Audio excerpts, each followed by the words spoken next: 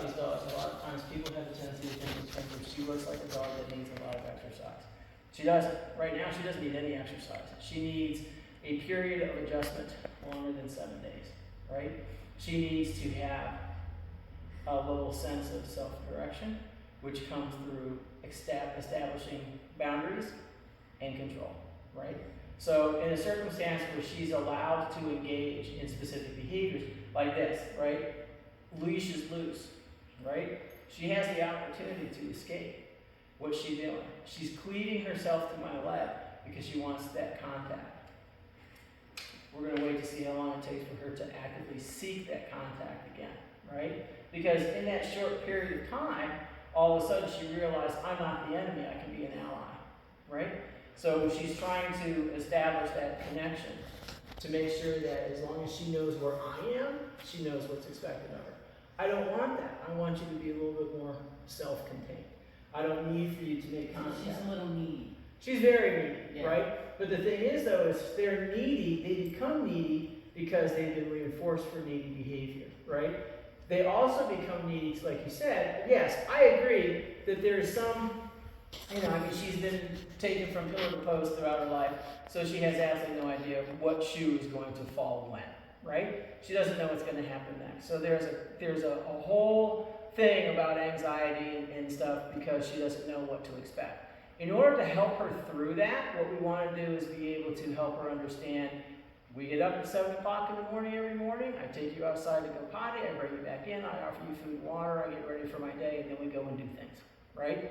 So we have to create a degree of predictability immediately in order to help the dog understand. And you can see, she's like, when she's fishtailing her head like that, she's making a choice. Stay here with this person or try to escape, right?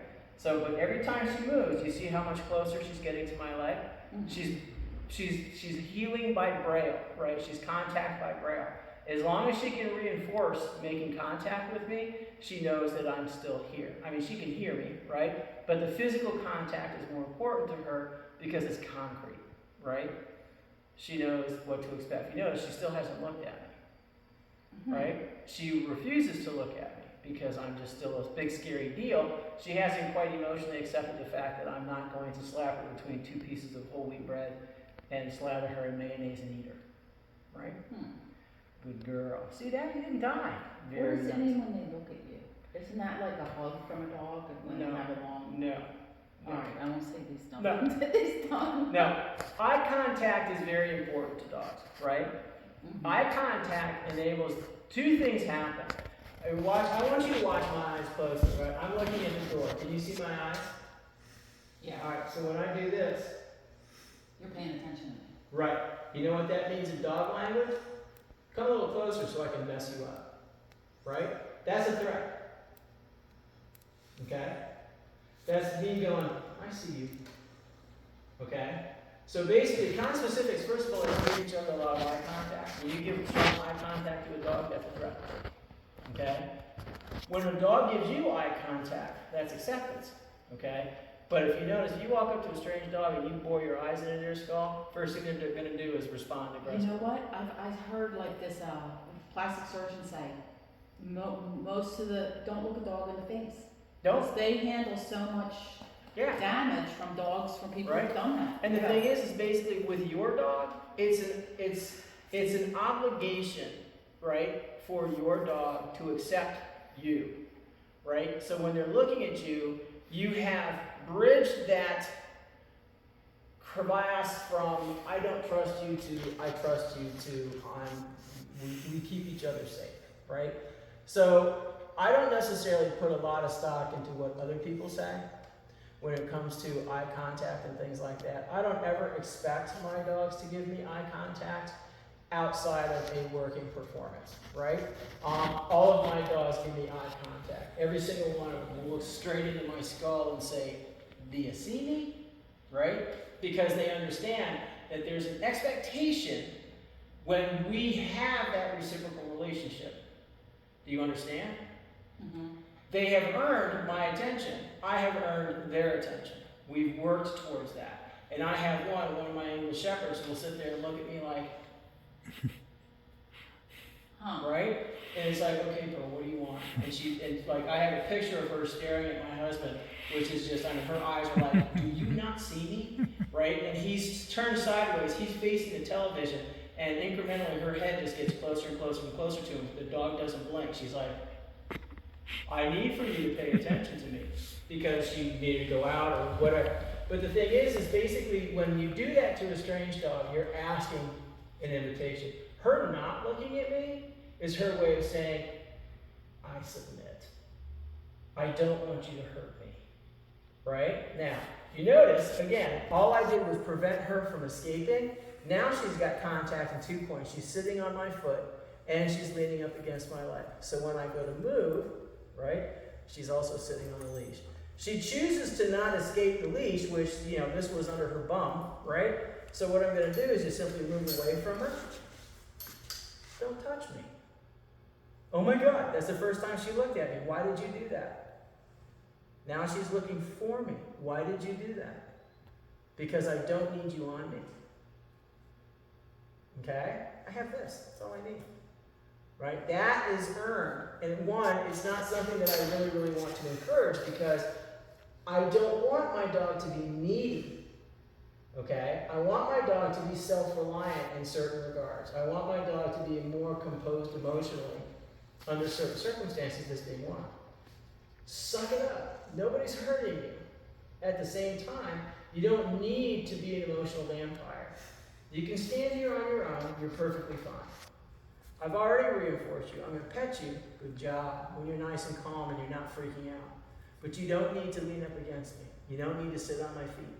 You don't need to, disable my ability to move. Disable my ability to move if I have to move. Right? Good last. Thank you, sweetie. Good job. No, but don't you ever like that? Like, isn't that just kind of affection too? But not in dog language, it is. I have 900,000 dogs in my care throughout the last 45 years of training. There's times when I don't want a dog on me, right? Are there times when you do? I do it by invitation. I mean, it's like my dogs all have a cue. Okay. Right? My dogs range in size from about 40 pounds up to about 80. Okay? Uh-huh. So when my 80 pounder, who's a very young dog, was like, yeehaw! And as soon as you make that affectionate invitation, you're wearing an 8-pound dog around your neck, which is fairly uncomfortable, right? I mean, because he just gets so overly, he's young, he's very excitable, so we're working on self-control. My other dog, my personal dog, basically, she comes over and she'll ask for attention. And this is the key difference between these dogs and most other dogs. When they become more self-contained, right? Again, we have to have contact. Not really. We don't. Okay? I'm there. I'm not going anywhere. But anyways, she'll come over and she'll look at me. And depending on what I'm doing or what my mood is determines my response. Go away, I'm busy. And she's just like, okay, fine, whatever. And then she leaves. Right? Or Pearl will go kennel up. And she'll go jump on her dog bed or jump on the couch or jump wherever is not me. Right? Then there's other time when I'll give her the invitation, which is 2 pats on my lap. And she'll climb up in the queen seat with me. And then she'll do flip top head. And we hug on each other and I pet her. And then she gets too hot and she's like, screw this, I'm out. And she did. Right? But I mean, I always make affection available. It's not like I never give my dogs affection. But I control when I give the affection. I control how I give the get affection. that. You're setting the boundaries. Exactly. And because I don't want, we have 3, 2 intact males and a spayed female. She's 10. She's the yard boss. She's 2 attack males? 2 intact males, yeah. Why do you call them that? Because they have their balls and they're entitled to keep them. Okay. Right? And they're fine. I have a friend of mine who's got, I think, right now he has my pointer. He's got him in bird dog camp. And he has 1 intact bitch and 8 intact males. And they all run together. So it's not about sex, it's about manners. Right? It's just like in the human population. It's not about sex, it's about manners. Same thing. Okay? So what we allow will continue. Okay? So if we're sitting here having a conversation about the dog, we want to make sure that the dog understands there are things that I'm going to permit you to do and things I'm not going to permit you to do. And this is the one thing that people really struggle with. I don't have to do anything to this dog. except deny her what she wants. That's it. And in the doing of that, I have her on a leash and collar. I can control and manipulate every single thing that happens to this dog from this day forward. She's on a leash and collar. There's nothing she can do. She can't escape. She can't advance. I can control everything within the distance of this leash line, right? So if she tries to climb all over me or touch me, all I have to do is manipulate myself or the leash in such a way that she can't do it. I don't have to change her at all.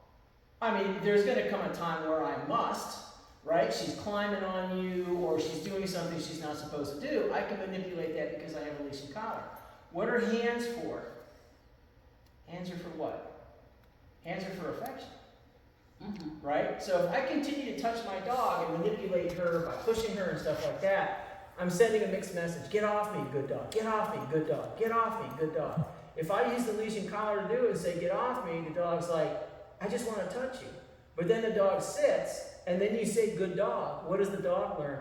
If I sit, I get attention. Right? We just extrapolate that to greater things.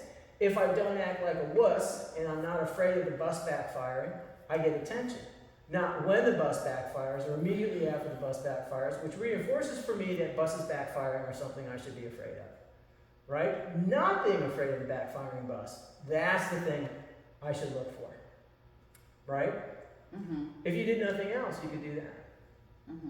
Right? And in the same context. I mean, yeah, she absolutely needs obedience. But obedience is something that we use to control behavior. Right? Or predict behavior. But basically, obedience by itself is nothing. You have to actually employ the obedience in order to control the outward choices the dog makes. So, like I take her for a walk